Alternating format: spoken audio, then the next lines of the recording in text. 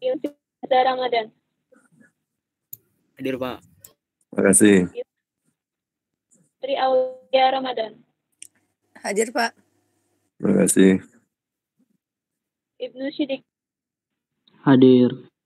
Terima kasih. Naruhyuni.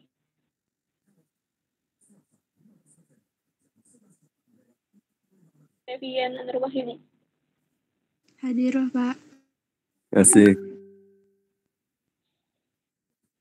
Tiara Alizkiyah.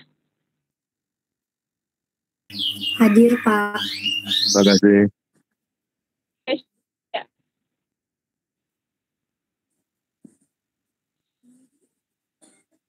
Zahra. Hadir. Terima kasih. Rezwan dari Andala Putri. Hadir, Pak. Terima kasih. Nur Alifah Hayatun Nufus. Hadir, Pak. Terima kasih. Muhammad Rifal Rezidan. Hadir, Pak. Terima kasih. Rabani Dwi Pasha. Hadir, Pak. Terima kasih. Muhammad Reva Al-Ghifari. Hadir, Pak. Terima kasih. Alfa Ghifari Kautsar. Hadir, Pak. Terima kasih. Muhammad Ridho Baihaqi. Hadir, Pak. Terima kasih. Zirhan Rifal Haqi. Hadir, Pak. Terima kasih. Mahathir Muhammad Abrar. Hadir. Terima kasih. Zahra Fauziah. Hadir. Terima kasih. Talia Hadir. Talia. Terima kasih. Hadir, Pak. Hadir. Hadir. Azaria. Rashid. Terima kasih. Saniatul Adawiyah. Hadir. Terima kasih. Novia Andrianti. Hadir. Terima kasih. Sudah, Pak. Ya, terima kasih hadir semua ya. Terima kasih atas kehadirannya. Mari kita berdoa sesuai dengan agama masing-masing. Yang beragama Islam mengikuti saya, yang beragama selain Islam sesuai dengan agama masing-masing. Doa mulai. Al-Fatihah. A'udzubillahi minasyaitonirrajim. Bismillahirrahmanirrahim. Alhamdulillahirabbil alamin. Ar-Rahmanirrahim. Maliki yaumiddin. Iyyaka na'budu wa iyyaka nasta'in. Ihdinas siratal mustaqim. Siratal ladzina an'amta 'alaihim ghairil maghdubi 'alaihim waladdallin. Amin. Ya Allah, ya Tuhan kami, ampunilah dosa-dosa kami, ya Allah. Ampunilah dosa-dosa kedua orang tua kami, ya Allah. Kasihanilah mereka, sebagaimana mereka mengasihi kami di waktu kecil, ya Allah. Ya Allah, ya Tuhan kami, bimbinglah kami. Jalan yang benar itu benar jika kami bisa melaksanakannya, ya Allah. Jalan yang salah itu salah jika kami bisa meninggalkannya, ya Allah. Ya Allah, ya Tuhan kami, tunjukkanlah kami di dalam belajar hari ini dan seterusnya, sehingga pembelajaran kami manfaat untuk diri kami, manfaat untuk kedua orang tua kami, manfaat untuk bangsa dan negara kami. Ya Allah, ya Tuhan kami, kabulkanlah permohonan kami. Amin ya Rabbal Alamin. Terima kasih dibantu absen. Hari ini kita bahas kemasan lentur atau flexible packaging. Barangkali setelah membaca makalah yang sudah saya kirimkan pada awal kita mulai kuliah, sudah dibaca tentang kemasan lentur atau flexible packaging. Kami kasih kesempatan dari hasil bacaan tersebut, mahasiswa bertanya yang menyatakan bahwa telah membaca dan perlu ada yang ditanyakan kepada saya. Silahkan, tapi saya mau ngambil sebentar untuk ini ya, earphone saya, bentar.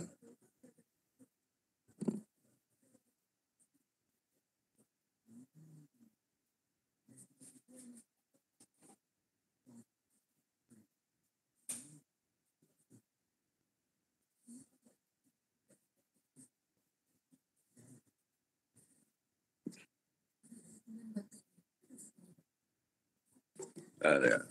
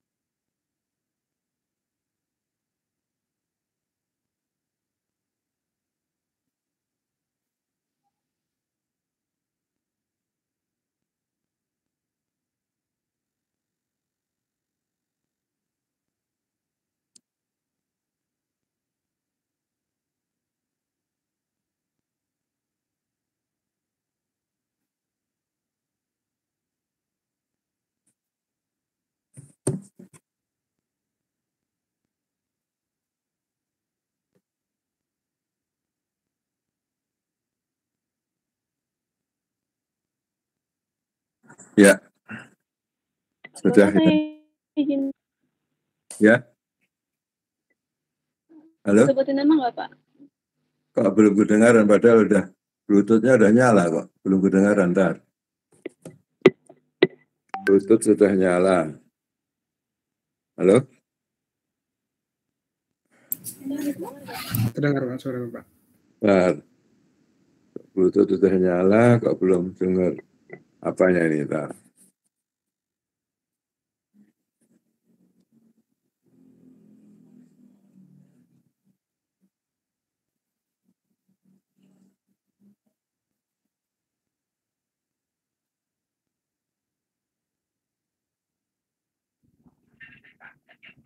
Coba bicara. Bapak Tes, suara tes. saya terdengar tidak? Ya, ini sudah dengar suaranya. Suara saya kedengeran nggak? Sudah terdengar Bapak. Dengar Pak. Oke, terima kasih, terima kasih.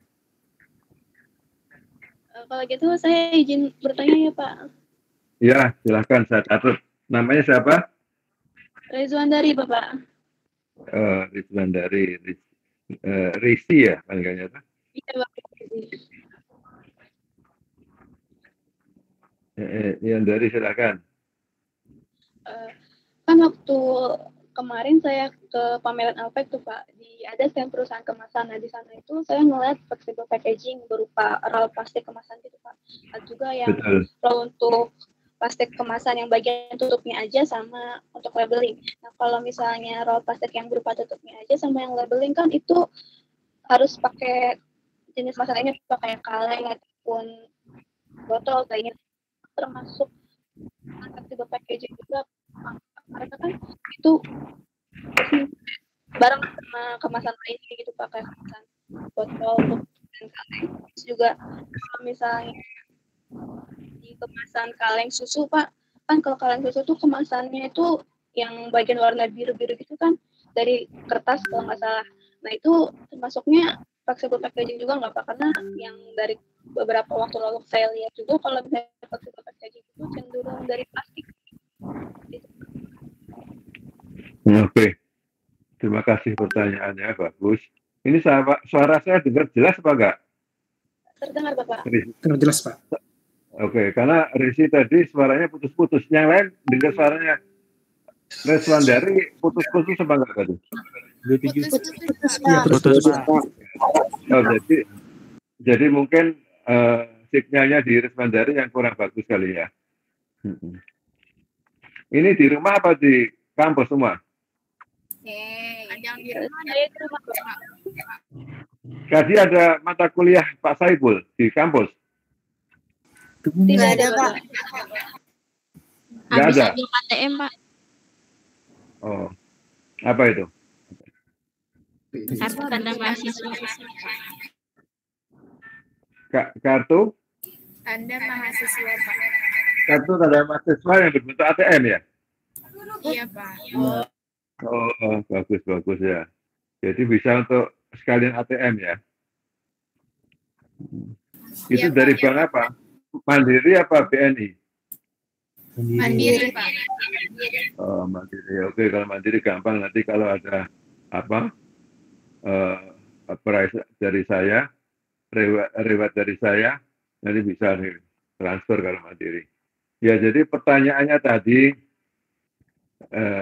Risi atau Rismandari, kalau yang tadi disebutkan seperti kaleng susu kental manis itu ya, itu labelnya termasuk labeling cetakan offset, jadi tidak termasuk flexible packaging. Ya, kalau yang dipakai untuk label botol minuman seperti teh new atau minuman jeruk, ya, atau teh botol yang botolnya pakai label string foil, itu termasuk flexible packaging. Ya, jadi tergantung kasus demi kasus. Seperti botol kecap, botol madu, labelnya itu termasuk dikategorikan ke kemasan karton lipat. Ya, dia cetak offset. Tapi dia itu betul label. Tapi sebetulnya label ini nanti dibahas di kemasan botol, kemasan jenis botol. Ya, jadi dia dibahas di kemasan jenis botol. Ya, tapi yang untuk botol seperti teh NU.2 itu, terus teh botol dan apa itu minuman jeruk yang pakai butiran-butiran itu, ya itu flexible packaging, itu string foil itu. Ya, cukup jelas semuanya, termasuk Keswandari. Jelas Bapak, Terima makasih. kasih. Oke, bagus pertanyaannya. Silahkan yang lain. Bapak, saya mau tanya. Ya, siapa namanya? Namanya Cynthia Dewi Rahmawati. Cynthia. Silahkan Cynthia. Bapak, kalau misalkan di dalam kotak susu ultra itu kan duplex gitu ya Pak ya. Nah, misalkan kalau nggak ada lapisan gitu, jadi kan bahasa duplexnya itu tuh mempengaruhi masa expired atau enggak sih Pak? Susu ultra. Iya Pak. Ada duplex, ya. Ini pertanyaan hampir mirip dari tadi, cuma pertanyaannya bukan itu. Apakah ada pengaruhnya kadaluarsa dengan kemasan? Apakah ada pengaruhnya kemasan terhadap kadaluarsa isi? Kalau Cynthia menanyakan susu ultra ada duplexnya, itu mempengaruhi kadaluarsanya apa enggak, gitu kan ya? Betul? Iya. Ya, Cynthia. Iya Pak, benar Pak. Oke. Ya, jadi kemasan susu ultra itu kita sebut kemasan minuman karton, ya. Ultra, terus apalagi teh kotak, ya, terus jus, ya, yang dikemas dengan kemasan karton kotak itu kita masukkan ke dalam flexible packaging, bukan ke folding box. Ya, nanti saya terangkan sebabnya apa. Seperti kemasan susu ultra, teh kotak itu kita masukkan flexible packaging, bukan ke kemasan karton lipat. Ya, duplexnya itu tidak bisa mempengaruhi kadaluarsanya. Karena duplex itu, kalau duplex ansih ya, duplex ansih itu kan tembus air. Dia kalau kena air kan rusak, betul nggak? Iya.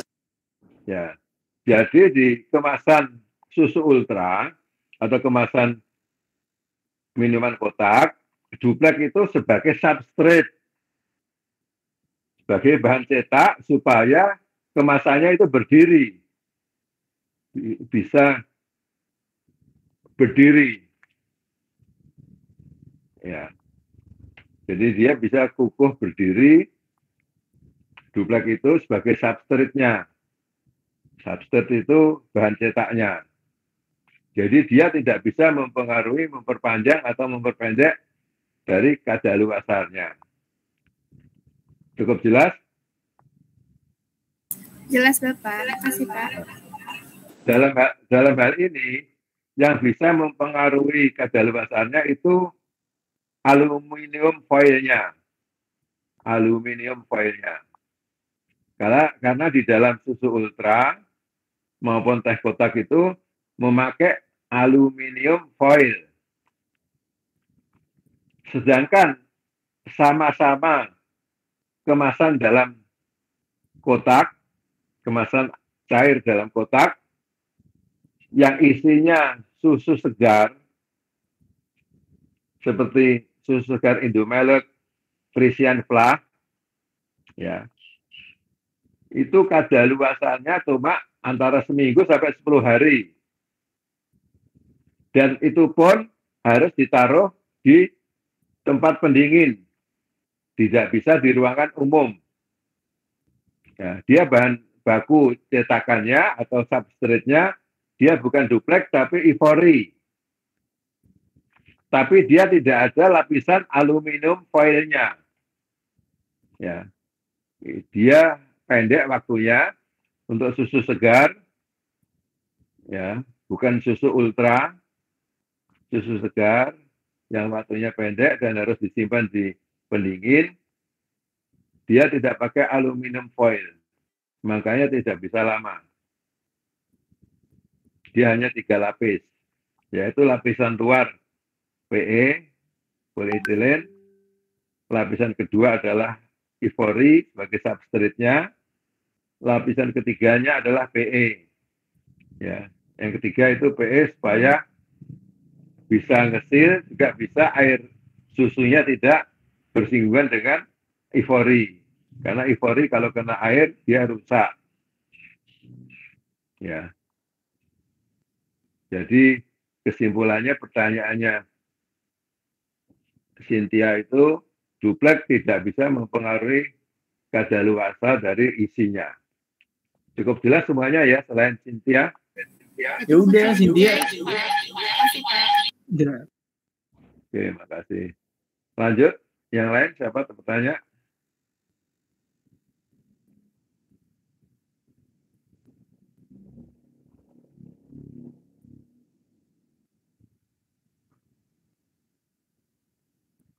Kalau belum ada yang bertanya, coba ya saya lanjutkan tadi, pertanyaan tadi pagi sama pertanyaan Cynthia. Kemasan itu bisa mempengaruhi kadaluarsanya, memperpanjang kadaluarsa.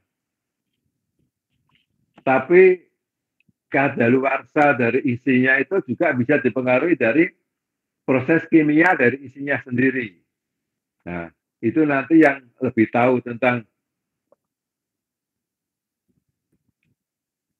makanan, ya, food engineering, ya, teknik makanan itu Ibu Deli, ya, Bu Deli itu ahlinya, beliau sekolahnya tentang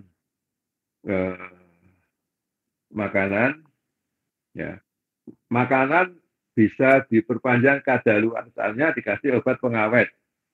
Tapi ingat, obat pengawet yang dibolehkan oleh BP POM dan harus ada persentase maksimal. Tidak boleh melebihi dari persentase maksimal.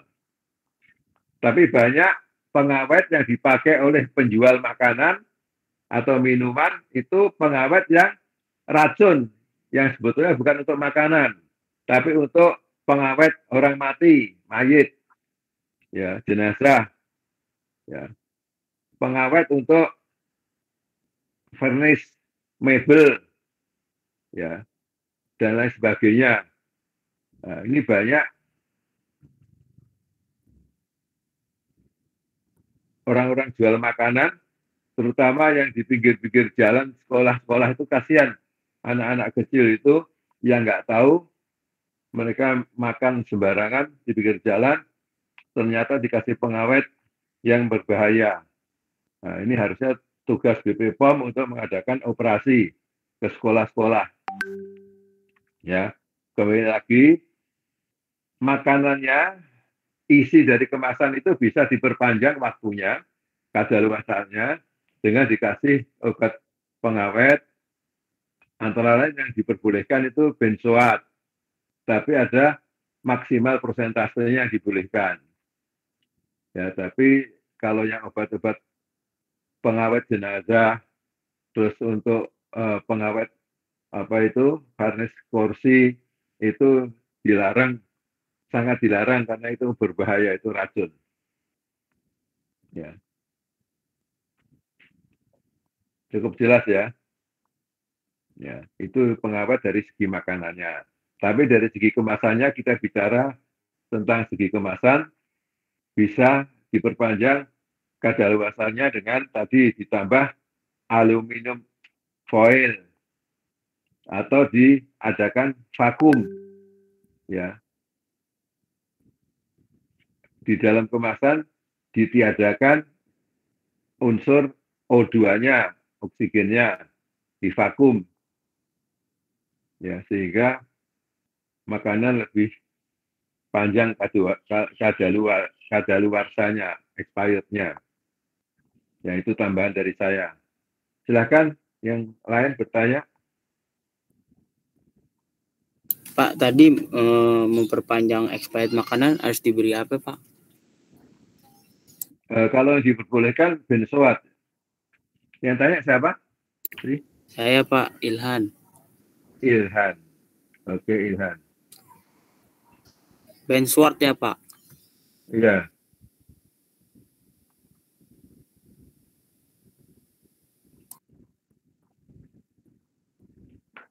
Tapi kita tidak membahas itu karena itu urusannya ahli makanan. Itu urusannya nanti bisa ditanya ke Bu Deli. Yang kita bahas tentang memperpanjang kadaluarsa dengan kemasannya. Ya, Ilhan ya. Iya, Pak. Ya. Kalau benzoat itu nanti urusannya dengan ahli makanan. Dan itu persentasenya berapa saya nggak tahu, apakah 0, berapa 0,0 berapa persen atau berapa persen saya nggak tahu. Ya, tidak boleh melebihi itu. Tapi itu tidak berbahaya, itu bukan racun seperti yang untuk pengawet jenazah itu. Kalau orang-orang Cina meninggal itu kan diawetkan jenazahnya dengan obat-obat tertentu yang kadang-kadang dipakai untuk pengawet tahu juga itu. Ya, harus hati-hati. Oke, lanjut. Siapa yang bertanya? Saya ingin bertanya, Pak. Siapa itu? Mahathir. Oh, Mahathir Muhammad. Oke. Tadi sebelumnya kan saya baca kalau kemasan fleksibel packaging itu bisa didaur ulang. Jadi itu contoh kemasan yang bisa didaur ulang tuh yang seperti apa, yang bahannya dari apa gitu, Pak? Oke. Kemasan fleksibel packaging bisa didaur ulang. Ya. Kalau fleksibel packaging yang berbentuk seperti kemasan contohnya mie instan, ya. Terus apalagi kopi 3-in-1, ya. Itu didaur ulangnya itu dia tidak dipakai untuk kemasan mie instan lagi. Paling dia dihancurkan, ya, menjadi serbuk-serbuk, terus dia dimasukkan, dicampurkan di dalam pembuatan bahan baku, umpamanya cangkir, ya, atau bahan baku kayak model batu bata, ya, tapi batu bata itu dari polimer, ya, didaur ulang untuk itu, tidak bisa didaur ulang untuk kemasan itu lagi, ya, karena kalau dipakai daur ulang kemasan itu lagi, otomatis dia tidak food grade lagi, ya. Biasanya dia dipakai daur ulang untuk kantong-kantong hitam, kantong sampah itu loh, yang berwarna hitam, ya. Hitam itu karena dia ada campuran tinta di situ, bekas-bekas tinta cetakan, dan juga dikasih pewarna hitam supaya warnanya itu merata. Ya, didaur ulangnya untuk kemasan, ya, tidak untuk mengemas makanan. Ya, itu flexible packaging. Kalau botol plastik, ya, itu didaur ulang juga untuk campuran, bikin botol lagi. Tapi itu kan tidak ada tintanya kalau botol. Tapi kalau flexible packaging seperti kemasan mie instan, kopi, dan sebagainya, itu sudah ada tintanya.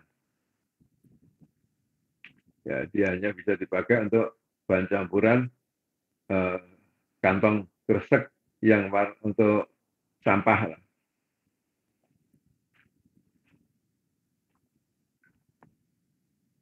Cukup jelas, Mahathir, Jelas, Pak. Terima kasih. sama yang lain, paham ya? Jadi yang kemasan flexible packaging itu relatif yang dipakainya hanya untuk kemasan kantong yang untuk tempat sampah. Kalau untuk makanan lagi tidak boleh. Ya. Dan kebanyakan sekarang diolah menjadi seperti batu bata, dihancurkan, dikasih perekat, dibentuk seperti batu bata untuk bangunan rumah, untuk lantai dasar, ya itu sangat tahan terhadap air, ya, tahan terhadap ya terutama air, ya, dan cukup kuat itu untuk bahan baku bangunan.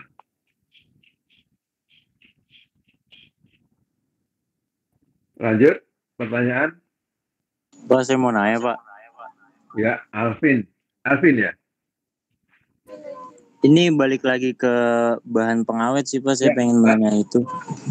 Namanya Alvin. Ini suaranya mana ada, Bu? Yang Alfa, nanya Bapak. siapa? Ya? Yang nanya siapa? Itu Alfa, Bapak. Pak. Alfa. Oke, Iya, Alfa. saya Alfa Gipari, Pak. Alfa, oke. Aku tak taruh soal namanya Alfa. Ya, kemana Alfa? Itu contoh bahan pengawet yang buat makanan itu, Pak. Yang ini bukan sih, Pak, yang bentukannya itu kayak permen, yang isinya itu kayak bubuk-bubuk gitu, Pak, serbuk. Wah, saya sendiri nggak tahu, itu bukan bidang saya. Kalau bahan pengawet makanan. Nanti tanya Bu Deli. Bu Deli monitor nggak ya sekarang ya? Bu Deli, monitor nggak?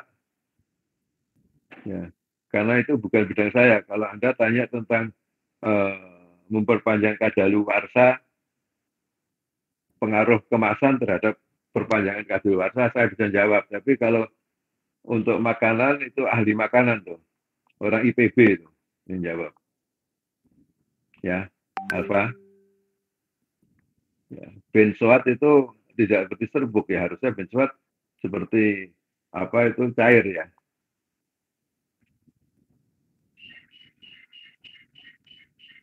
Ya, seperti serbuk. Ya. Terima kasih ya, Pak. Ya, sama-sama. Kalau yang untuk tape itu bukan untuk pengawet. Kalau tape itu adalah peragian ya.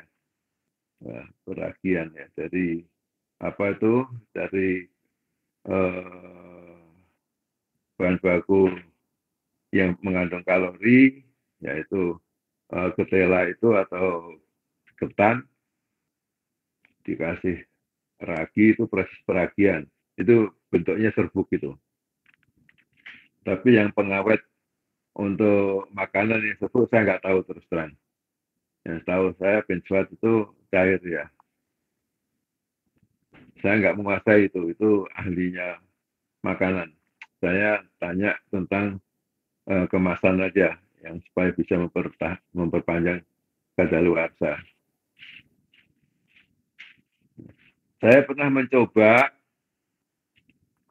membuat makanan, yaitu dari mentimun, ya, mentimun yang saya rendam air cuka, ya, air cuka, saya kasih gula, garam, ya, terus saya masukkan ke botol, ya, botolnya saya tutup, saya rebus, ya, itu bisa tahan lama, ya, bisa tahan sampai 3-6 bulan di ruangan biasa, tidak di kulkas, ya, ya, karena apa? Kemasannya itu saat saya rebus, dia tidak pakai pengawet. Saat saya rebus, ya, itu bakteri di dalam kemasan yang isinya mentimun itu, bakterinya mati, ya, dan keadaan tertutup sehingga tidak ada kemasukan bakteri lagi.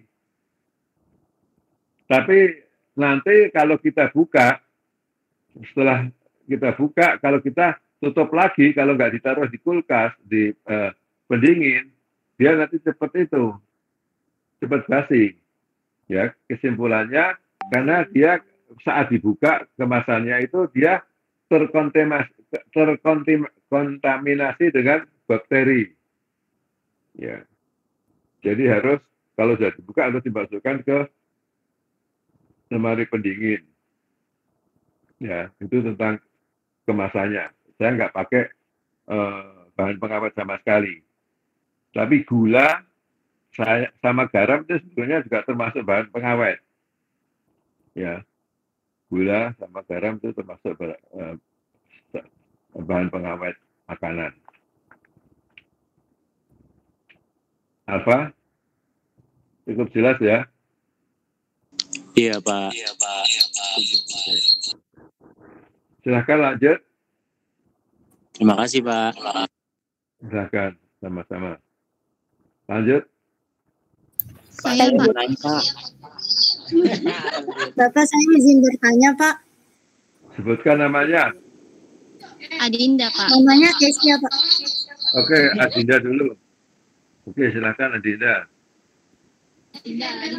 Tadi kan yang mempengaruhi masa kadaluarsa produk itu aluminium foil. Itu khusus Ya. di kemasan. Itu khusus di produk minuman aja atau makanan juga, Pak? Ya.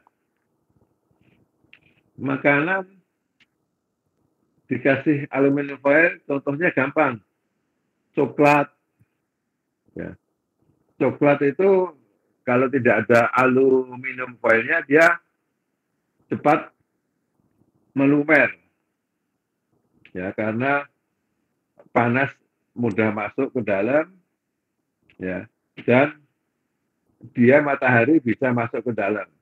Ya, fungsi dari aluminium foil itu adalah menahan panas dan menahan sinar matahari dari luar. Jadi dia bisa mempanjang kadaluarsa. Ya. Kalau yang dipakai di minuman itu yang contohnya konkret adalah untuk kemasan minuman dalam kotak yang untuk jangka panjang. Ya. Tapi yang untuk makanan ya seperti bubuk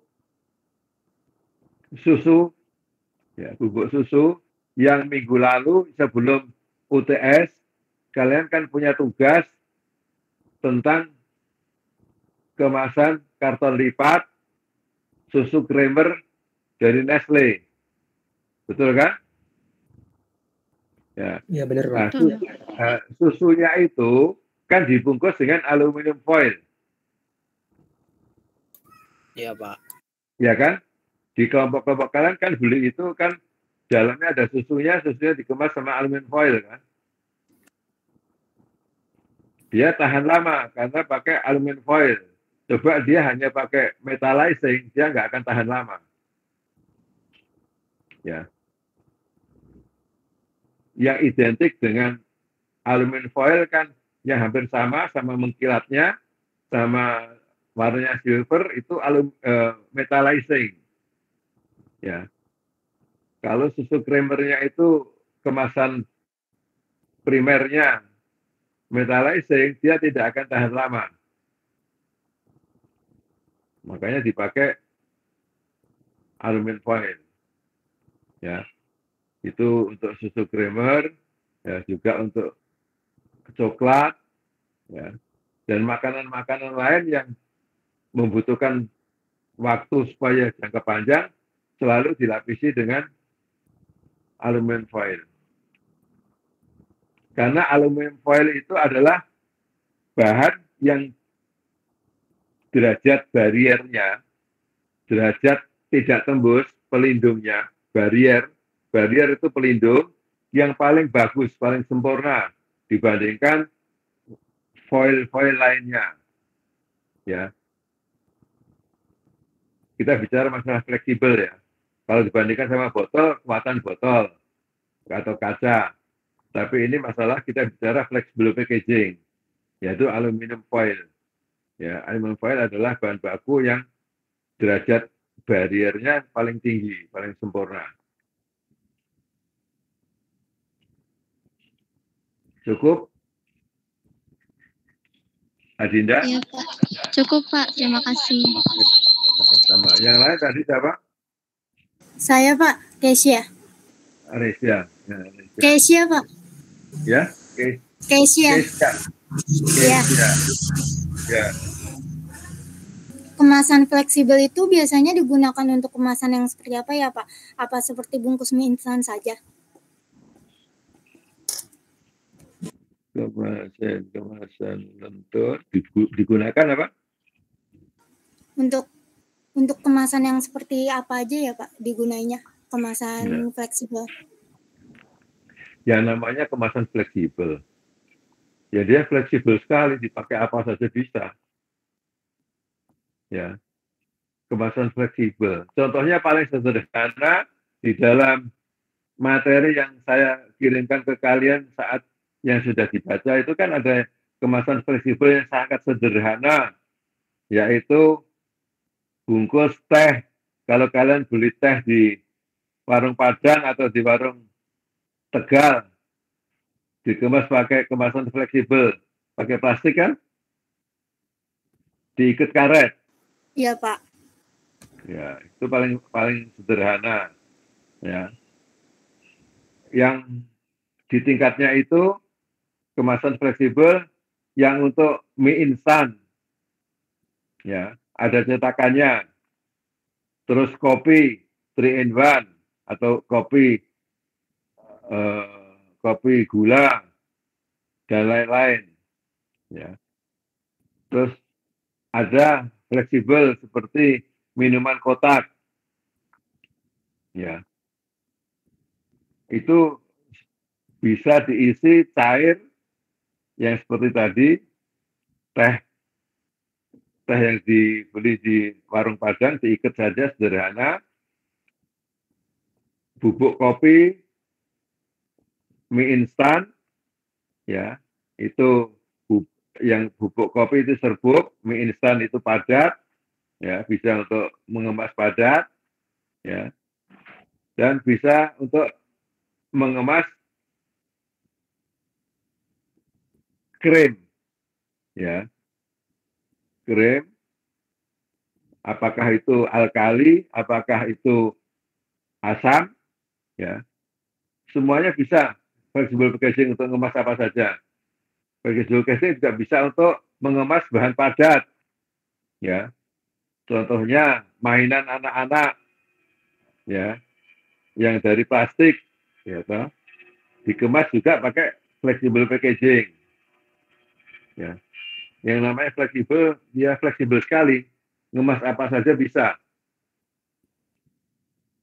Ya, bentuk cair bisa, bentuk padat bisa, bentuk krim bisa, bentuk serbuk bisa. Cukup jelas? Kesia? Jelas Pak, terima kasih. Yes. Apalagi tadi yang nanya? Saya Pak. Pak. Ya, silakan. Saya Pak Saniatul. Sania? Iya Pak. Ya, Sania silakan. Saya akan lihat di materi Bapak itu ada selofan. Nah, itu ada kata lain. Selopan? Ada kata lain yaitu kertas kaca ya. Nah, itu tuh Ya, betul. Kertas kalkir itu termasuk ke kertas kaca atau bukan ya Pak? Soalnya kan itu tuh bisa dipakai kemasan atau enggak, karena pas itu saya coba kalkir itu kena air nggak bisa Pak. Ya. Jadi itu apakah bisa dipakai buat kemasan? Kok putus ini ya? Bisa putus kenapa ya? Bentar. Putus. Diulang Pak.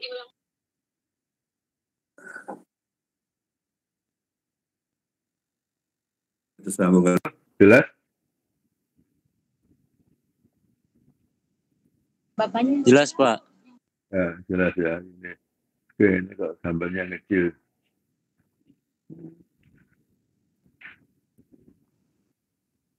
Pak, lanjut. Iya, saya ulang ya Pak. di Ya, materi Bapak banyak. kan ada. Kertas kaca. Iya, kertas kaca. Nah, kalau kertas kalkir itu masuk ke kertas kaca juga atau enggak, Pak? Soalnya saya coba kan kertas kalkir itu kena air sama aja kayak kertas yang lainnya gitu, Pak. Jadi bergelembung kalau udah kering. Nah, itu bisa dipakai kemasan atau enggak ya, Pak? Kertas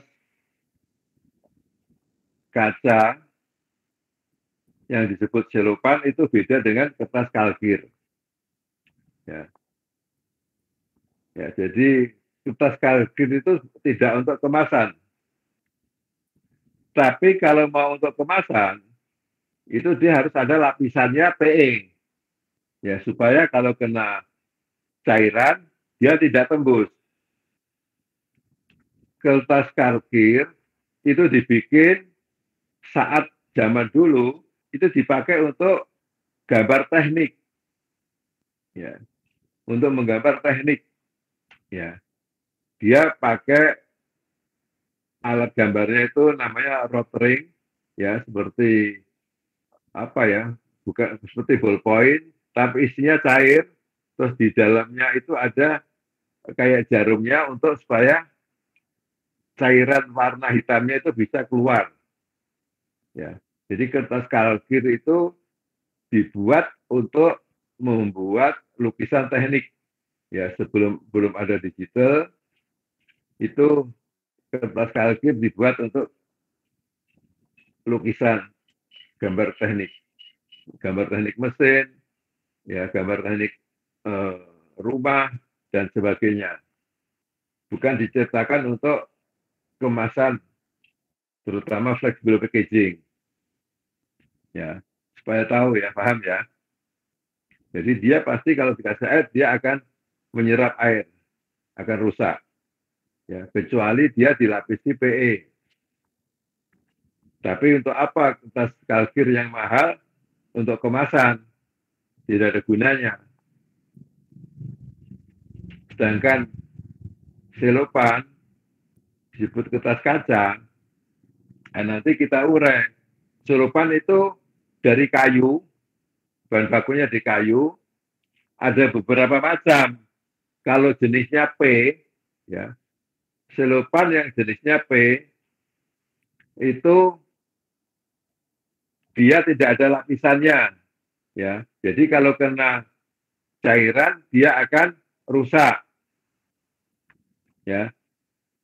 Selopan yang jenis P itu ciri khasnya kalau dijilat nempel di lidah dan rasanya manis. Tapi kalau selopan ada lapisan, ada coatingnya, ya, ada coatingnya itu jenisnya MS, XS, ya, XS, ya. Itu ada coatingnya, itu dia akan bisa menahan cairan. Ya.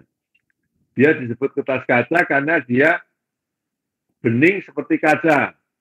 Ya, kalau orang nggak tahu, tidak bisa bedakan antara selopan sama OPP. OPP itu oriented polypropylene. Ya, Sania. Baik, Pak.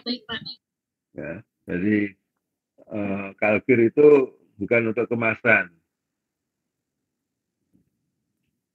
Makanya dia tidak bisa disamakan untuk selopan. Kalkir bahan bakunya juga dari kayu, tapi peruntukannya beda. Ya seperti art paper juga nggak bisa untuk Anda untuk ngemas cairan, pasti dia akan rusak seperti tadi kalkir. Selopan yang tidak ada lapisan PVDC-nya, ya dia akan kena air ya akan rusak. Tapi kalau selopan yang ada lapisan PVDC-nya, namanya XS, jenisnya itu bisa menahan air, bisa menahan gas. Ya, nanti selopan kita bahas sendiri secara detail bahan-bahan baku, kemasan lentur. Lanjut, ada yang bertanya lagi? Saya Pak. Saya Oke, siapa dulu? Silakan. Namanya Putri Aulia. siapa? Putri. Ya Pak. Oke, Putri silakan. Pak, saya kan baca banyak produk minuman yang menggunakan flexible packaging menggunakan bahan duplex atau EVORI.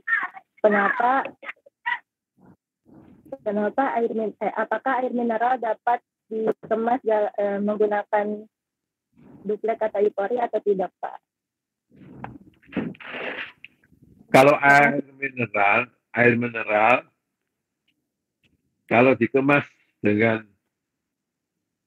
tadi bukan duplex atau EVORI, yang dipakai duplex dan EVORI itu untuk membuat kemasan luntur yang jenisnya air minuman dalam kotak gitu loh.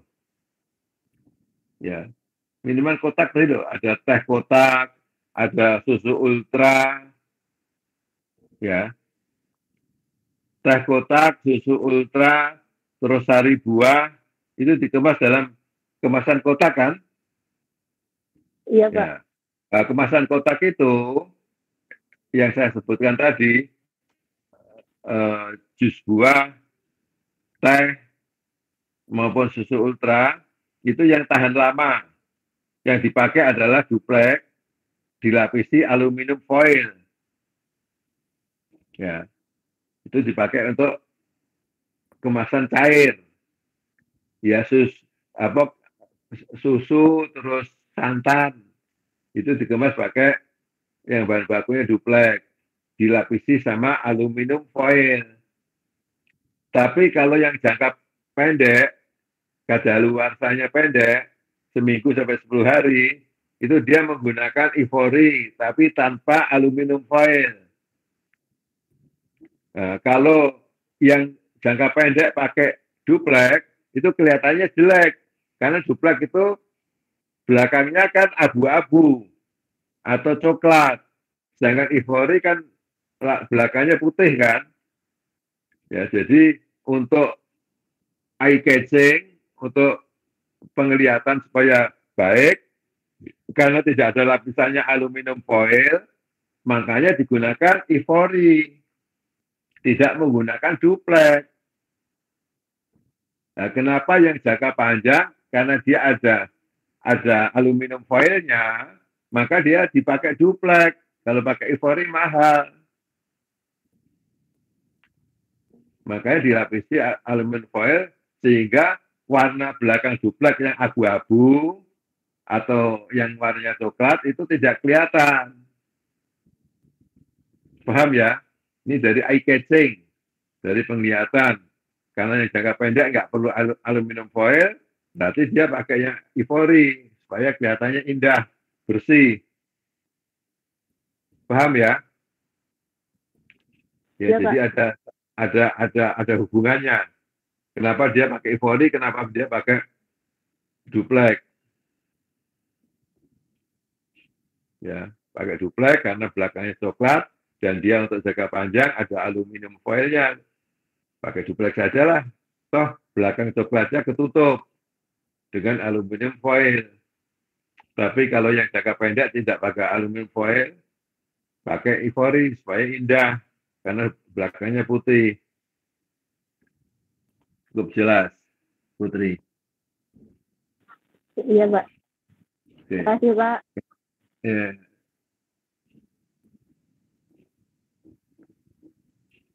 Siapa lagi tadi? Saya, Pak. Sebutkan namanya. Rabani Dwi Pasya, Pak. Rabani. Oke, silahkan. Untuk kemasan teh kan itu ada yang pakai fleksibel yang dalamnya aluminium, Pak ya? Ya. Itu kenapa dia pakai kemasan itu ya, Pak? Maksudnya kenapa dia nggak pakai jenis botol? Kan beberapa juga ada teh yang menggunakan botol. Apakah dia ada kelebihan dari segi ketahanan atau dia cuma mempertahankan heritage dari brandnya itu sendiri, Pak? Oke, pertanyaan yang bagus. Ya. Ya. Maaf, Pak, izin menambahkan lagi. Apakah untuk dari segi biaya produksinya apakah juga lebih menguntungkan menggunakan fleksibel atau bagaimana Pak? Ya. Itu saja Pak. Terima kasih. Ya. Oke, ya jadi teh itu ada yang dikemas pakai botol, ada yang dikemas pakai kemasan kotak. Ya. Kalau dikemas pakai botol, ya tentunya kalau kita membawa dalam jumlah hanya 1 buah saja, ya itu botol oke, nggak ada masalah. Tapi kalau kita bawa lebih dari 10 dibandingkan dengan yang berbentuk kotak, itu lebih ringkas dari segi transportasinya. Ya. Itu tergantung di dalam segi produsen, botol lebih mahal daripada kemasan kotak. Ya. Tapi dari segi praktisnya pengiriman, botol lebih susah atau lebih complicated daripada berbentuk kotak. Ya, karena ada ruangan-ruangan yang tersisa di dalam pengiriman berbentuk botol. Ya. Teh botol kan akan dimasukkan ke corrugated lagi kan? Betul. Betul, Pak. Ya. Nah, di dalam corrugated itu pasti ada hole, ada ruangan kosong kalau diisi botol. Tapi kalau dia diisi kemasan kotak, itu semua ruangan di dalam corrugated akan terisi semua. Ya. Dari segi kemasan kotak itu, minuman dalam kotak lebih praktis, lebih efisien daripada botol. Ya. Tapi kalau botol, orang tanpa pakai penyedot, tapi kalau kemasan dalam kotak itu pakai sedotan. Ya, itu yang menimbulkan sampah. Ya, kalau botol kan hanya tutup yang diulir itu. Ya. Jadi kalau dari segi harganya, teh dalam kotak itu lebih murah daripada botol. Tapi botol itu mudah di recycle, ya, mudah dipakai lagi, dihancurin, ya. Kalau teh dalam kotak itu recycle-nya lebih complicated, ya, karena PE bagian luar, duplek, aluminium foil itu harus diurai, ya, diurai satu persatu untuk dipisahkan, ya. Kalau botol sekali dihancurin menjadi serbuk-serbuk plastik kecil, ya, mudah dipakai untuk campuran bahan baku pembikinan botol lagi. Ya.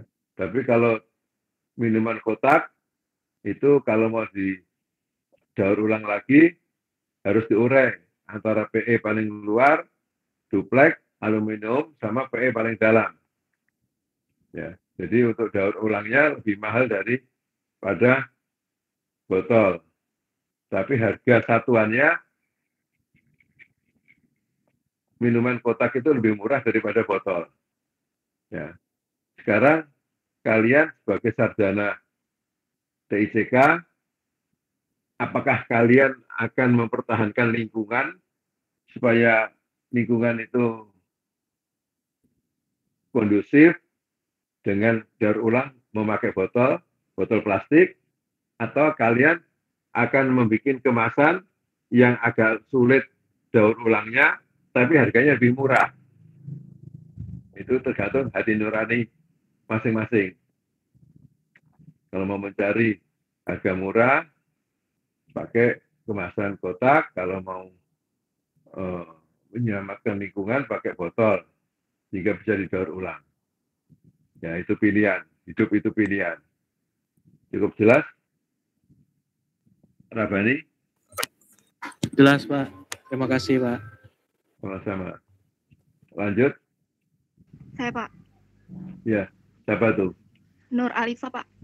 Nur Alifa, oke. Kan kalau saya ingin bertanya Pak, kalau misalnya secara sekilas itu kan kemasan mie instan kelihatannya cuma ada satu lapis aja gitu Pak, plastik. Tapi ternyata dari materi yang saya baca itu ada 2 lapis. Lapisan luarnya itu OPP dan lapisan dalamnya itu PP. Itu perbedaan dari kedua lapisan tersebut itu ada perbedaan fungsinya nggak sih Pak?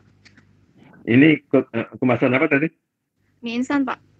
Ya, mie instan, terus kopi, ya sama. Mie instan 2 lapisan, betul. Itu nanti setelah selesai tetap muka, saya kasih tugas masing-masing untuk membawa kemasan tersebut. Ya, antara lain ada kelompok yang bawa mie instan. Ya. Kalau kita awam, mie instan itu hanya satu. Kata Nur Alifa, dia terdiri dari 2 lapis. Sebagai substrate itu mie instan substrate-nya adalah OPP.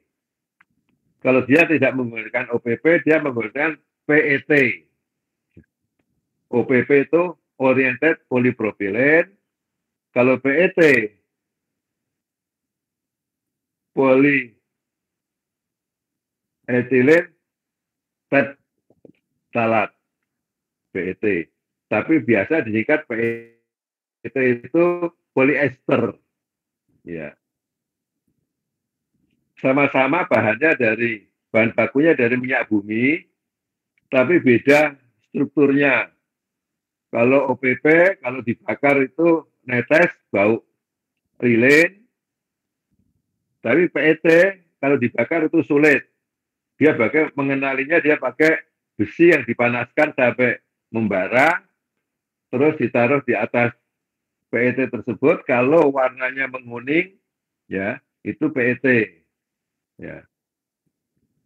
Tapi fungsinya sama-sama untuk substrate. Ya.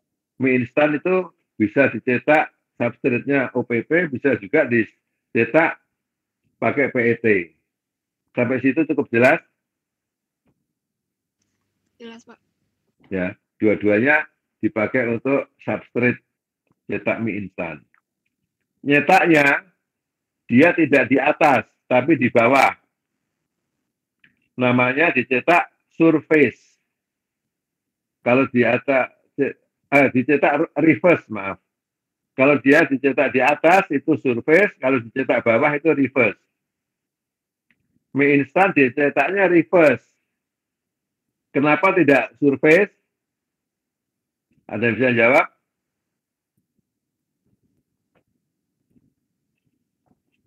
Mie instan itu cetakannya reverse, tidak surface. Ada yang bisa jawab? Kalau bisa jawab, kalau punya rekening Mandiri, saya kasih 20.000. Kalau salah jawabnya, saya suruh push up 10 kali.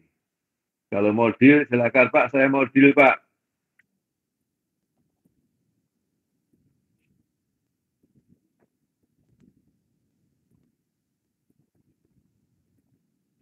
Oke, nggak ada yang mau deal. Lanjut ya, Nur Alifa. Dicetak reverse, kalau cetak surface, cetakannya di atas, itu nanti cetakannya akan mudah tergores, karena dia di luar. Ya, mudah tergores tintanya, nanti luntur. Makanya dia dicetak reverse, di bawah. Karena cetakan di bawah, supaya cetakannya, tintanya tidak bersinggungan dengan mie instan. Kalau bersinggungan dengan mie instan, cetakannya tergores nggak? Tergores, Pak. Ya, cetakannya tergores, betul Mahathir. Ya, cetakannya akan tergores dan juga tintanya bersinggungan dengan mie instan, itu berbahaya kalau tintanya tidak food grade. Makanya cetakan reverse itu, cetakan di dalam dilindungi sama PP. Supaya cetakannya tidak bersentuhan dengan mie instan, pakai PP. Ya di dalam. Nah, PP itu selain untuk melindungi supaya cetakannya tidak bersinggungan sama isinya, PP berfungsi juga sebagai sealing supaya bisa nempel, nge-seal dia. Seal. Ya, PP atau PE biasa dipakai. Ya, kalau nggak pakai PP, dia pakai PE. Ya, jadi mie instan itu terdiri dari OPP atau PET sebagai substrate, dicetak reverse, dilaminasi sama PE atau PP. PE itu polietilen, PP itu polipropilen. Dua-duanya fungsinya sama, melindungi cetakan, melindungi tinta, tidak bersinggungan dengan isi, sama untuk seal. Supaya bisa di seal itu ditempel tapi pakai pemanas. Istilah sealing itu, dia nempel tapi pakai pemanas, bukan pakai lem. Sealing itu, sealing itu ditempelkan, itu pakai pemanas, bukan pakai lem, bukan pakai adhesif. Cukup jelas? Jelas, Pak. Ya, yang lain paham ya? Oke, nanti kita bahas lanjutan lagi ya. Jadi mie instan itu 2 lapisan betul. Substrate-nya itu OPP atau PET, dicetak reverse, dilindungi, dilapisi sama, dilaminasi sama PP, polipropilen atau PE. Kalau nggak ada PE-nya, nggak pakai PP. Kalau ada PP, nggak perlu PE. Ya, sebagai sealing dan sebagai pelindung supaya tinta tidak bersinggungan sama isi. Oke. Ada lagi?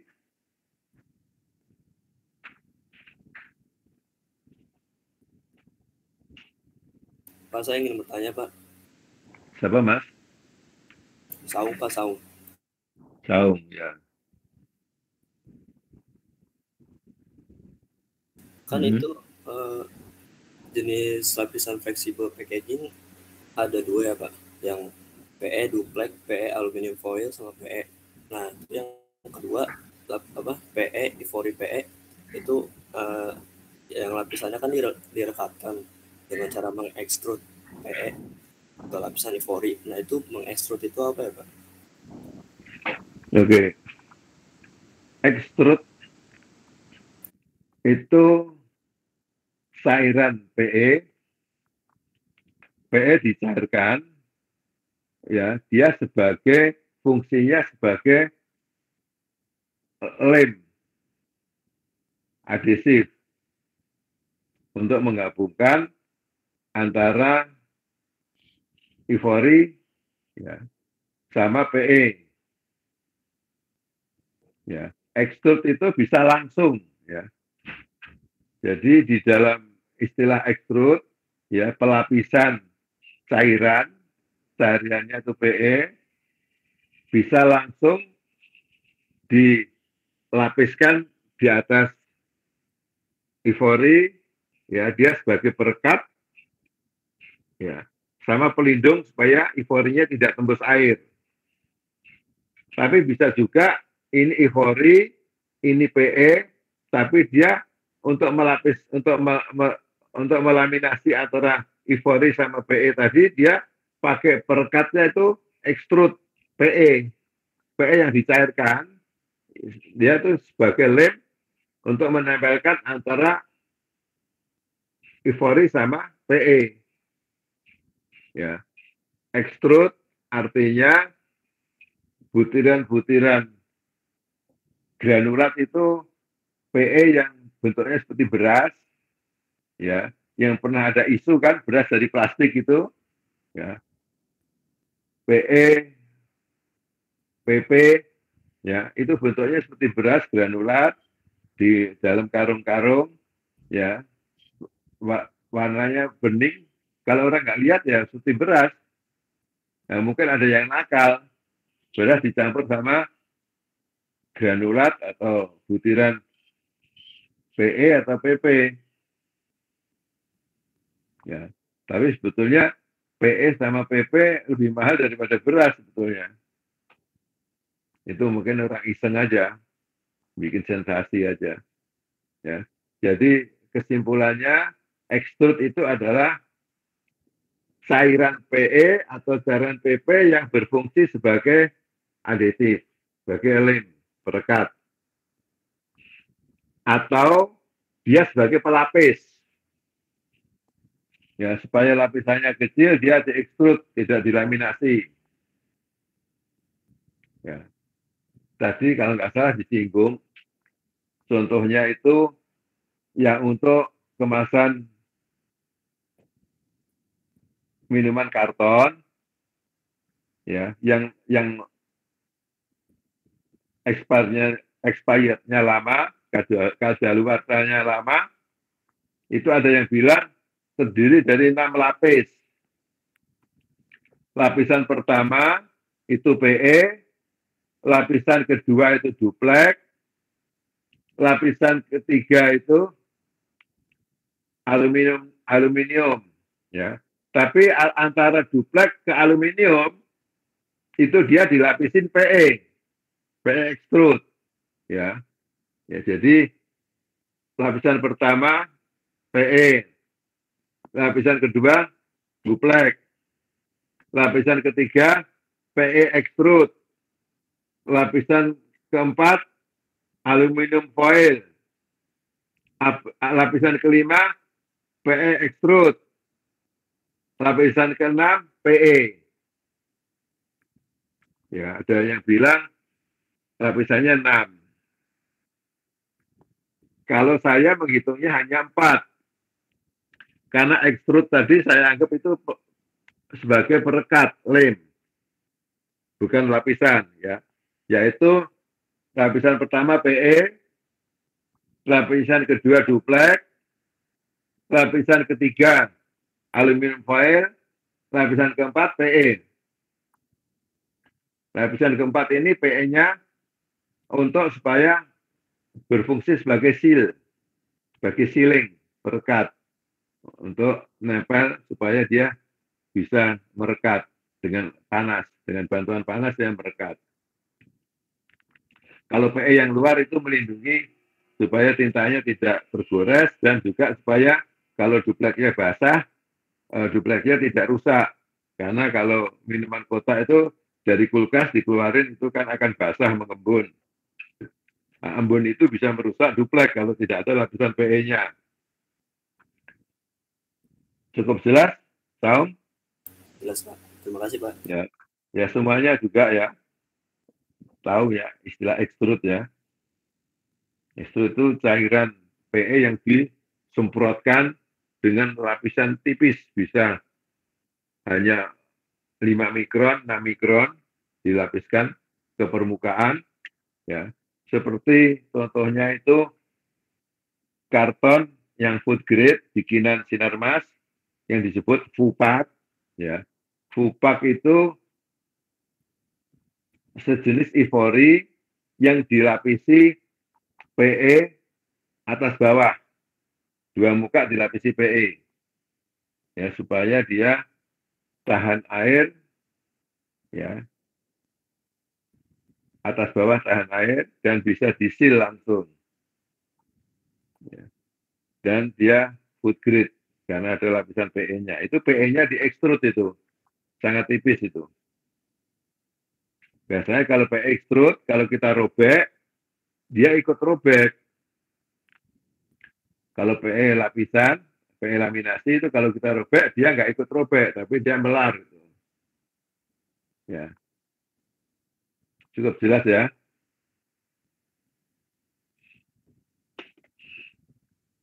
Ada lagi?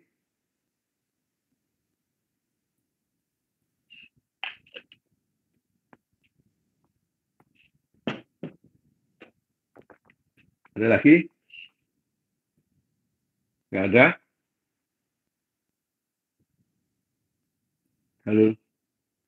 Tidak ada sepertinya, Pak. Tidak ada ya. Yang ikut tinggal berapa nih? 1, 2, 3. Tinggal 19 ya? Atau 18?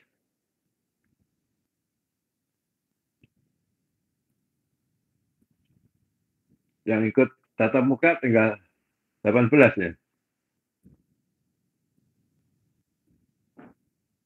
Sekitar 20 orang, Bapak. Ya. Itu kok tulisannya 13 sama 6. Iya. Iya. Desi. Kalau misalnya di saya di tampilan itu ada 6 orang, 7 orang sama Bapak, terus ada 13. Jadi 7 tambah 3, 20. 20 ya. Sama saya, mahasiswanya kan 19 kan? Iya. Desi. Ya. Yang lain kemana? Yang 6? Nggak tahu ya. Oke. Nah, ini kalau online tahu ngilang aja.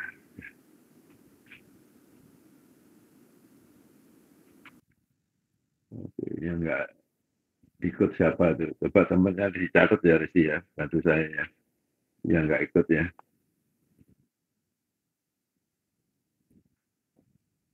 Ya tinggal 20 di jam 14.15 tinggal 20.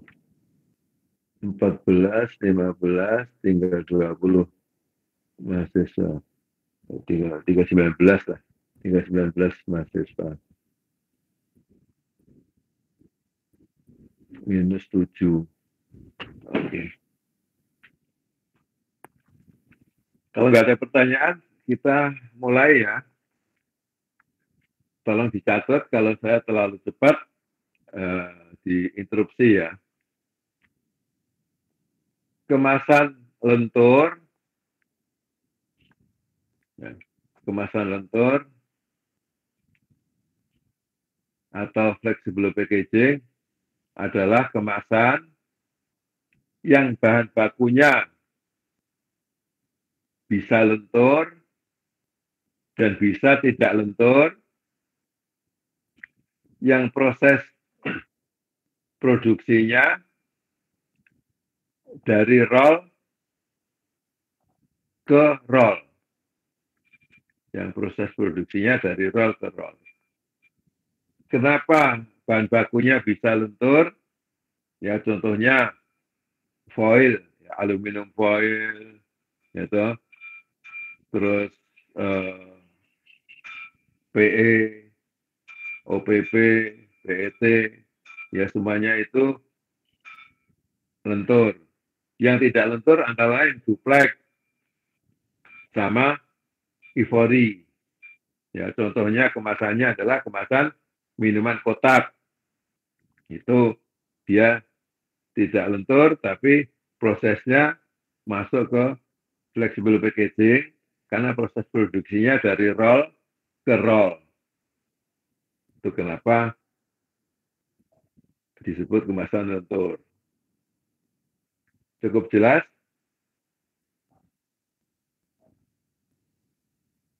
Jelas. Oke, kalau cukup jelas, nggak ada pertanyaan, bisa dicatat. Kemasan lentur, bahan bakunya terdiri dari, ya, bahan bakunya terdiri dari satu kayu, bahan baku unsurnya kayu. Kedua, bahan bakunya unsurnya minyak bumi. Ketiga, bahan bakunya unsurnya bauksit. Bauksit, B-A-U-K-S-I-T. Ya, ada 3 unsur bahan baku asal kemasan lentur, 1 dari kayu, 1 dari minyak bumi, 1 dari bauksit. Yang dari kayu itu berupa antara lain duplex. Contohnya kemasan teh kotak, bahan bakunya duplek. Kedua, bahan bakunya Ivory. Contohnya kemasan susu segar. Bahan bakunya susu segar.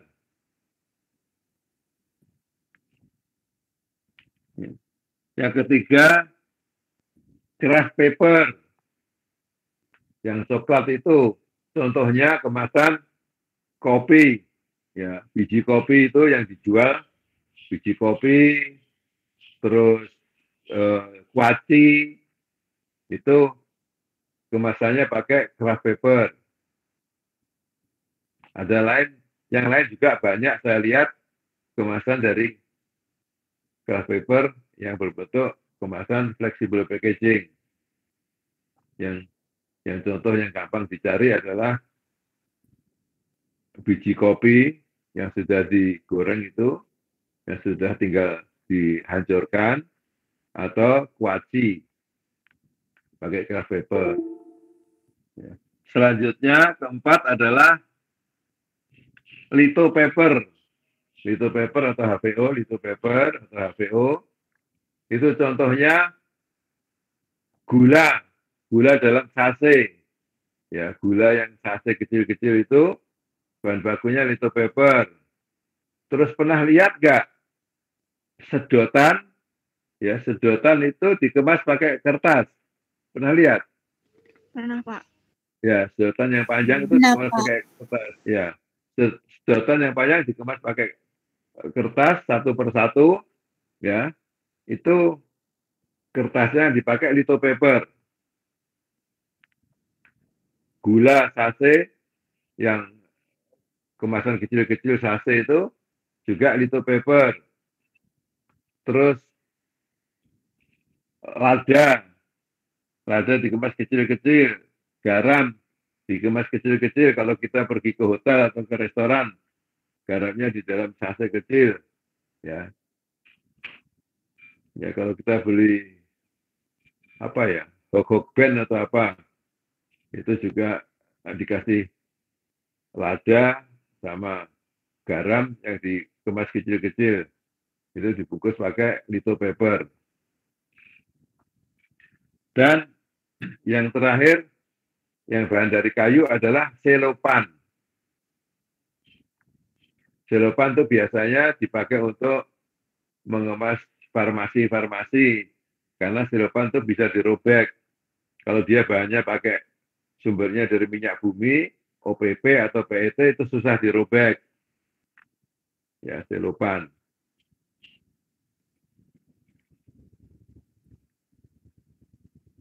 Ya. Sekarang memang jarang dipakai selopan karena selopan itu lebih mahal daripada OPP.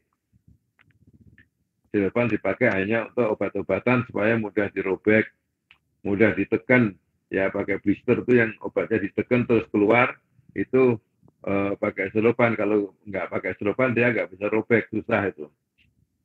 Obatnya nggak keluar. Dia pakai selopan sama aluminium foil. Ya. Adapun selopan itu ada beberapa macam. Yang tadi saya sebutkan, selopan jenis P, yaitu selopan yang tidak ada lapisannya. Ya. Selopan berbentuk berjenis P, nggak ada lapisannya, itu mengenalinya gampang. Kalau dijilat dia rasanya manis dan lekat di lidah dia. Karena nggak ada lapisannya, lekat di lidah. Tapi yang untuk kemasan zat cair, selopan jenis XS. Ada lapisannya nitroselulose. Itu kalau dijalat dia nggak kantel di lidah, dia tidak ada rasanya. Dia tahan terhadap air, tahan terhadap uap air, tahan terhadap gas. Ya, dia bariernya cukup baik. Itu XS, selopan jenis XS. Itu bahan baku flexible packaging yang dari kayu. Ada pertanyaan?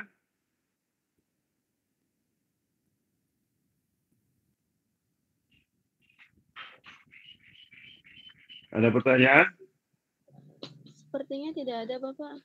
Tidak ada ya. Tolong dicatat ya nanti supaya apa ya, supaya tidak lupa. Nah, sebelum kita menginjak ke bahan baku minyak karena jenisnya banyak, kita menginjak ke bauksit. Bahan bakunya bauksit. Bauksit diproses menjadi alumina. Alumina diproses menjadi aluminium. Aluminium diproses menjadi aluminium foil. Ya, aluminium foil inilah yang dipakai kemasan flexible packaging.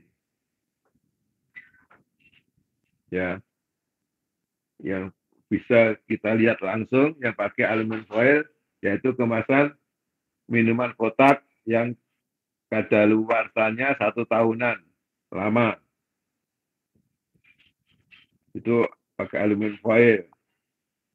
Terus susu bubuk yang kemarin 3 minggu yang lalu kalian dapat tugas menganalisa folding box susu creamer Nestle, Coffee Mate Nestle, yaitu pakai aluminium foil. Coklat juga dibungkus pakai aluminium foil dan lain-lain. Banyak kemasan yang dipakai bungkus aluminium foil.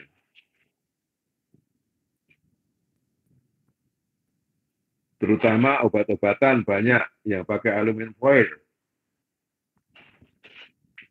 Ya. Itu bahan baku aslinya adalah bauksit. Ya. Bauksit diolah menjadi alumina, alumina diolah lagi menjadi aluminium, aluminium dibikin aluminium foil untuk kemasan flexible packaging. Itu dari bauksit. Cukup jelas? Jelas, Pak. Ya. Aluminium foil itu sifatnya mudah robek, juga mudah ketekup ya, mudah kucel. Sedikit ketekup aja dia terus susah balik, susah lurus lagi. Aluminium foil. Jadi harus hati-hati menghandlenya. Itu dari bauksit. Selanjutnya kita bahas yang bahan bakunya dari minyak bumi atau dari batu bara.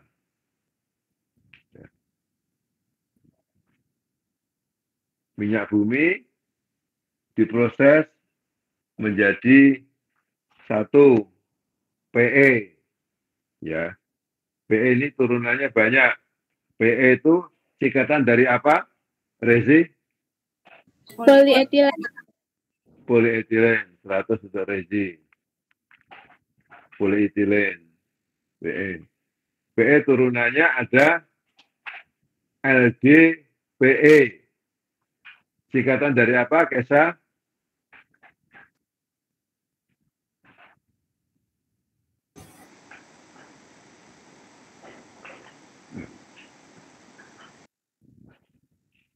Sorry.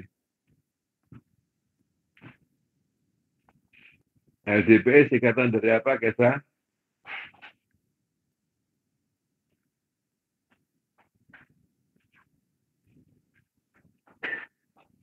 Tidak tahu, Pak. Tidak tahu, oke. Ada yang tahu? Saya tahu, Pak. Saya tahu, Pak. Silakan. Low density polyethylene, Pak. 100. Siapa yang jawab tadi? Cynthia, Pak. Cynthia. Ya, terima kasih. Tadi nggak mau deal ya, Cynthia ya, oke. Low density polyethylene. Ya, kalau low density polyethylene itu dia sangat mudah mengembang, ditarik itu mudah melar, ya. Dia fleksibel, tetap fleksibel, tapi kalau ditarik dia mudah melar. Ya, LDPE. Kalau HDPE sebaliknya, dia lebih tebal, dia lebih kaku, dia agak kuat kalau ditarik, tidak mudah mengembang. Ya, itu HDPE, high density polyethylene. High density polyethylene, HDPE. Ya. Terus ada lagi LLDPE.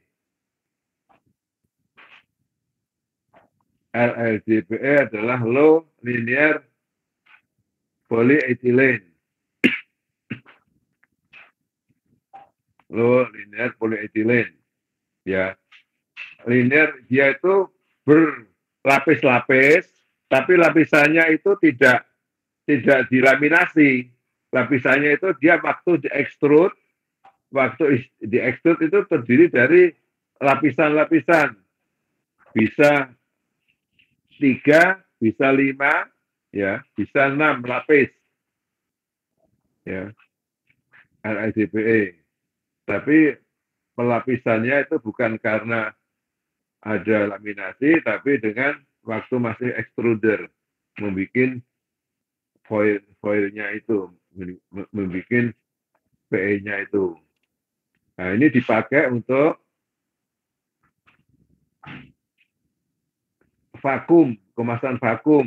Nah, kebanyakan nelayan yang pergi ke tengah laut, dia nggak punya mesin pendingin atau ruangan pendingin untuk hasil tangkapan ikannya, dia dimasukkan ke kemasan yang bahan bakunya LDPE, dia vakum, sehingga di dalam ikan yang dikemas itu tidak ada ruang yang ada oksigennya, ya, sehingga tidak terjadi pembusukan.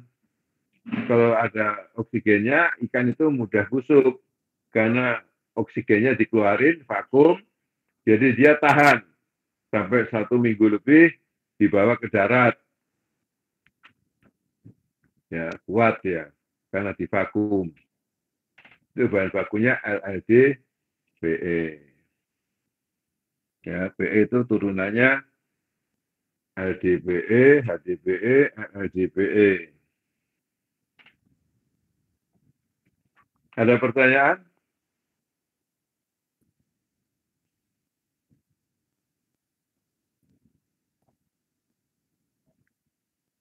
Nggak ada? Oke, kalau nggak ada lah. Maaf, Pak. Ya. Untuk tadi kepanjangan LEDPE apa ya, Pak? Tadi LDPE, low linear polyethylene.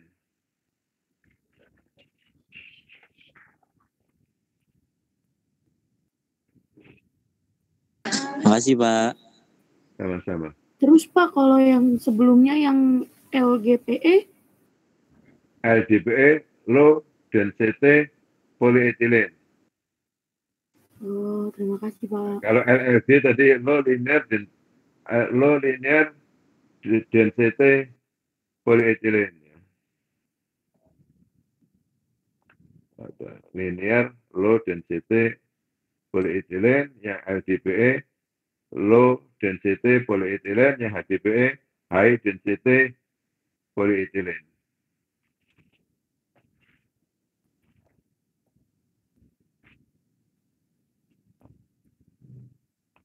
Kepanjangannya LDPE, HDPE, LDPE. Bapak, saya izin bertanya, memastikan gitu, kalau misalnya LDPE itu berarti lapisannya lebih tipis dan mudah untuk dibentuk. Kalau misalnya HDPE itu lapisannya lebih tebal dan kuatnya agak susah untuk dibentuknya. Terus kalau misalnya LDPE itu lapisan yang ketika diekstrud dapat dibuat lapisan untuk kemasan vakum. Benar nggak sih, Pak? Ya, untuk kemasan vakum, jenis vakum ya. Ada ciri khas lain nggak Pak kalau dari LLDPE? Tidak ada, dia lapisannya itu terdiri beberapa lapis tapi tidak dilaminasi, ya. Jadi dia memang ada ciri khasnya yang mesti dari kemasannya dikasih tahu bahwa itu jenisnya LLDPE dari pabrikannya. Kalau dilihat dari kasat mata, dia kalau ditarik dia stabil sekali karena beberapa lapis kan dia. Dia fleksibel ya, tapi itu kuat, nggak bisa ditarik, tidak seperti LDPE. Kalau di LDPE tarik ya seperti Anda kalau narik itu kantong plastik untuk minuman itu kan mudah itu mengembangnya itu.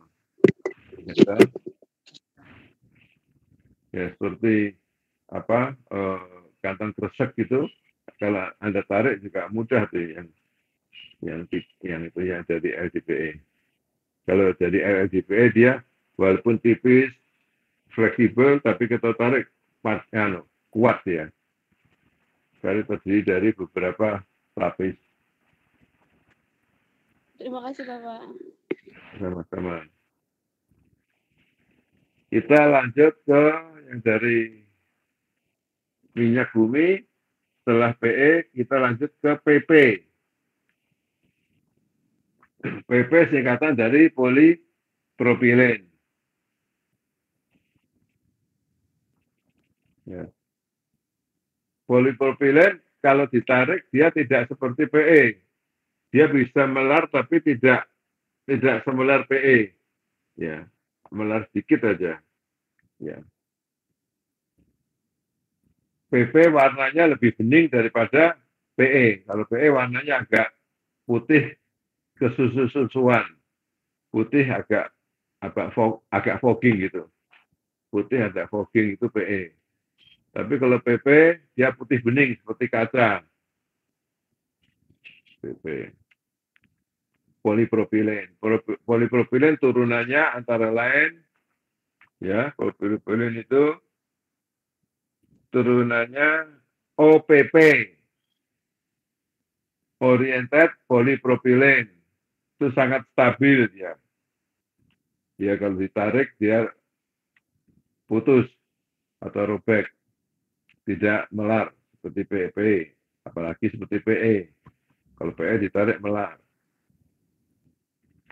Kalau OPP dia stabil, warnanya juga seperti kaca, bening.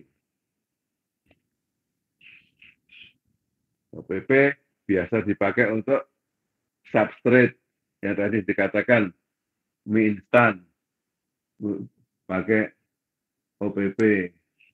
Ya tadi Nur Alifah ya, mie instan pakai OPP atau PET. Ya. Ya, jadi PP turunannya OPP, oriented polypropylene. Terus ada COPP. COPP atau kadang orang bilang CPP. CPP atau COPP. Co-oriented polypropylene. Ini lebih stabil lagi daripada OPP. Co-oriented polypropylene. Co-oriented polypropylene.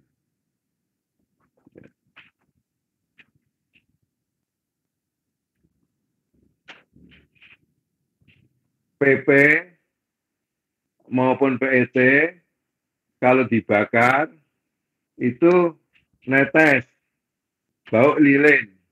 Ya. PE dan OPP atau PP itu kalau dibakar netes, baunya lilin. Itu cirinya. Di tabel saya ada itu untuk mengenali bahan baku kemasan lentur. Itu pernah dimuat di majalah FGD Forum. Tulisan saya tentang cara mengenali dan penggunaan dari macam-macam film, macam-macam foil di dalam kemasan flexible packaging. Itu hasil waktu saya kerja di perusahaan kemasan itu mengadakan penelitian di laboratorium ya, cara pengenalan itu yang lebih mudah dikenali. Ya. Ya, jadi PE sama PP itu kalau dibakar dia menetes dan bau lilin. Terus turunan dari minyak bumi lainnya selain PP sama PE ada namanya PET. Yaitu PET tadi polipropilin polietilen terptalat. PET itu polietilen terptalat atau disebut poliester. Poliester. Ya. Poliester. Ya, ini mengenalinya itu tadi pakai besi yang dibakar sampai membara, ditempelkan, dia akan mengeluarkan warna kekuning-kuningan. Ya. Itu PET. Ada PA. Kalau PA dibakar itu memanjang seperti rambut. Ya. Baunya seperti tanduk. Seperti tanduk baunya. Seperti rambut dibakar ya, tanduknya. Ada PVC. Ya, PVC ini biasa dipakai untuk botol yang untuk sampo, botol untuk mandi, ya, botol untuk sabun mandi, ya, dari PVC. Itulah turunan-turunan dari minyak bumi, ya, yang perlu diketahui, ya. Jadi bahan baku flexible packaging itu ada yang dari kayu itu macamnya banyak tadi, ada yang dari minyak bumi, macamnya juga banyak, ada di bauksit, kalau bauksit hanya satu macam, aluminium foil. Ya, itu yang perlu diketahui di dalam kemasan flexible packaging. Ada pertanyaan?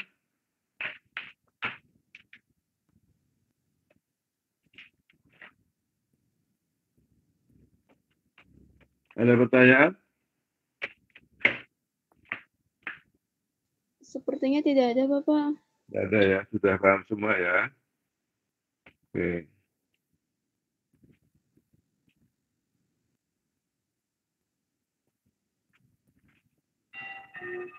Ya, jadi di dalam kemasan flexible packaging, setelah bahan baku dikenali, kita akan mengajarkan tentang teknik cetak yang dipakai. Teknik cetak yang dipakai.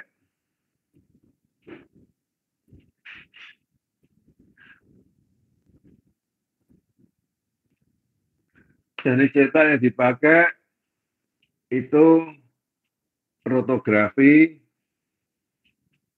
dan flexo. Ya.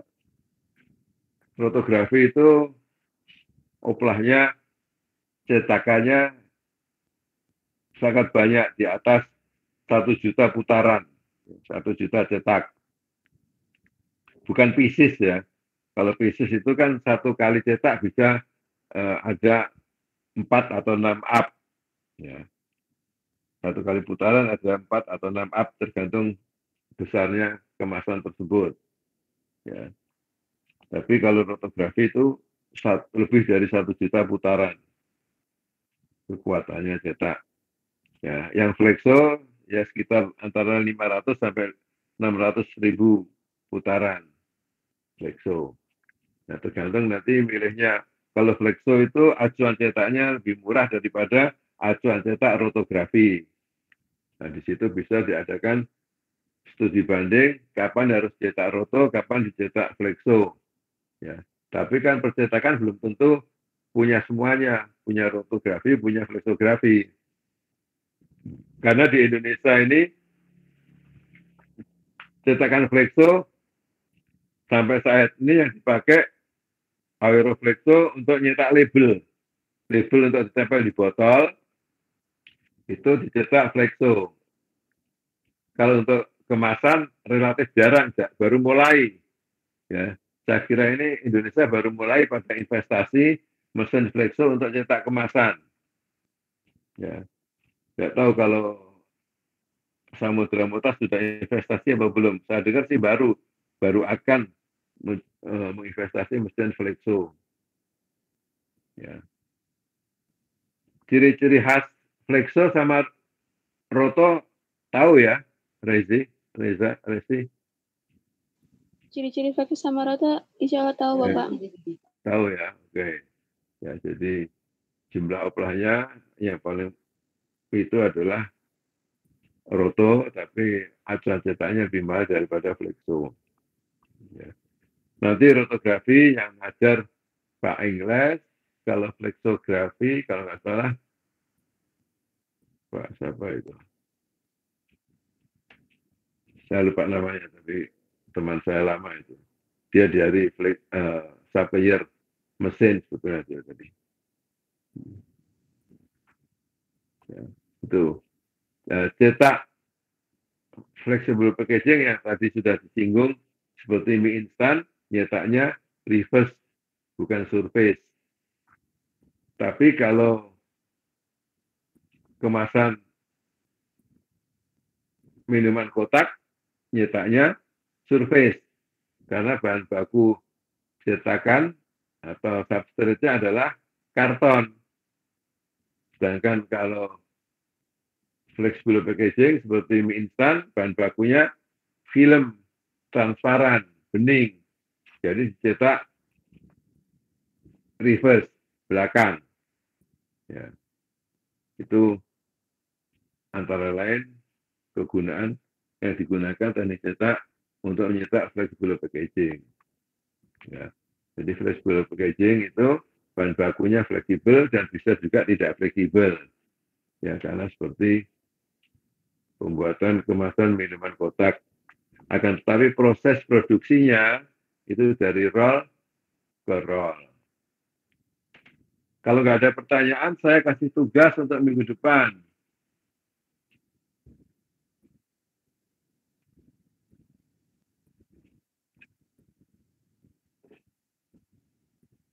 Kelompok 1 tugasnya, ini kan ada waktu untuk belajar mandiri. Hari ini kalian mencari kelompok 1 mie instan.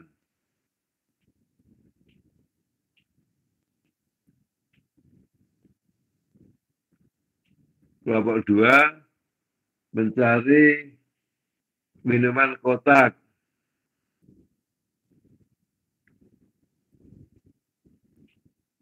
Minuman kotak jangka panjang.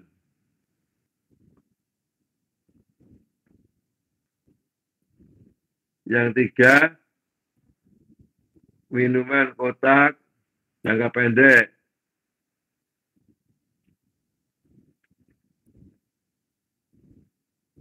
Yang keempat, kuaci atau kopi. Kelima adalah gula sase.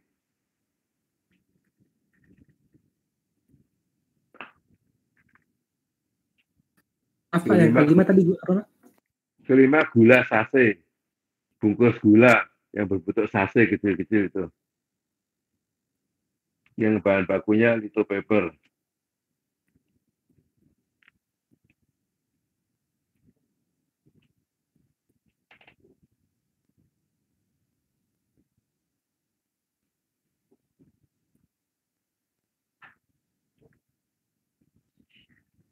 Oke, ada pertanyaan?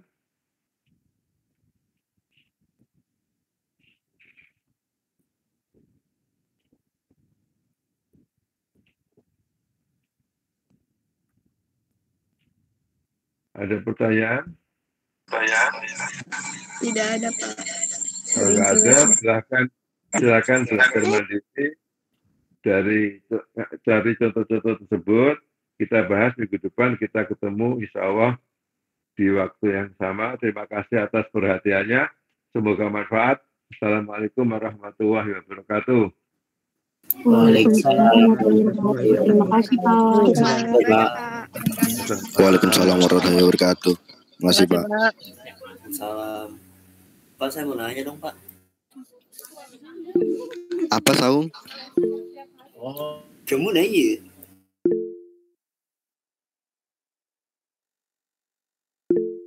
Ini udahan ya?